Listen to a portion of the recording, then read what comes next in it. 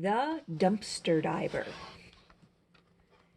Anyone knows you can dive for treasure in the ocean, but our neighbor Steve, the electrician, dives for buried treasure right smack here in our back street alley.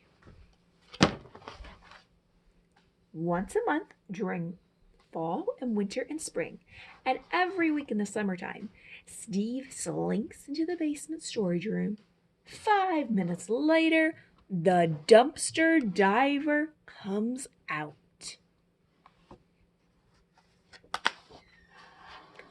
When Steve is ready to dive, he taps 5 times on my bedroom window. I wave to Steve and knock on Johnny's wall. Johnny hops to his window and shouts upstairs to Lena on the 3rd floor, and the diving team is ready to go. I am hose handler number 1, also known as the nozzler. Lena is hose handler number 2, also known as the snake charmer. Johnny is the faucetier. Steve climbs at the back alley wall, picks a dumpster, and dives in. Beetles and roaches and spiders splash out. I never imagined there were so many millions of legs living 200 feet away from me. Diving rule number 1 is keep your mouth shut. This is especially important when the roaches start flying. Diving rule number 2 is don't blow your hose all over the place. This means we hose handlers have to be careful. When Steve climbs out, we hose down the treasure, and we also hose down Steve. Being a hose handler is no easy job, especially when Steve is shouting, "Rule number 2, rule number 2." Thursday is trash day, but we do our real work on weekends. Last Saturday, we started with a pair of busted skis. Johnny drew, Lena measured, I drilled holes for nuts and bolts, Steve cut with a saw, and soon we had a paraskater.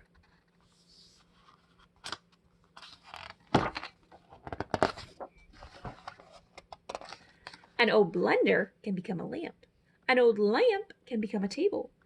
And an old table plus 2 banged up skateboards plus a ripped crib mattress plus a handheld shower plus 32 screws and a roll of duct tape can become anything you want it to be. Yesterday's treasure of the day was an old computer that almost became a flower pot, Johnny's idea, or a fish tank, Lena's idea, or a sculpture, my brilliant idea. But we decided it should be a computer for Zenda on the 5th floor who practices her typing on a piece of cardboard with the letters written in. The Grouch, who lives next door to Steve, says Steve is crazy, too lazy to work hard to make enough money to buy new stuff at the store, like good people should. She says his apartment is full of junk. Steve says junk is good. The Grouch says, we better watch out or we'll get cut up from the trash. But it was Steve who got cut up on broken glass and rusted metal when the dumpster trash collapsed under him. Serves you right! What do you expect digging through the trash?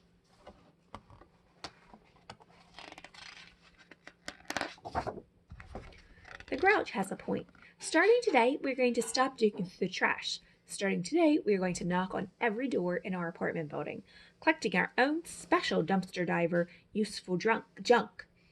Starting today, we are going to put our useful junk carefully in the basement storage room, except maybe for this old wagon and that broken rocker, this tennis racket and that popcorn machine, all the stuff we need.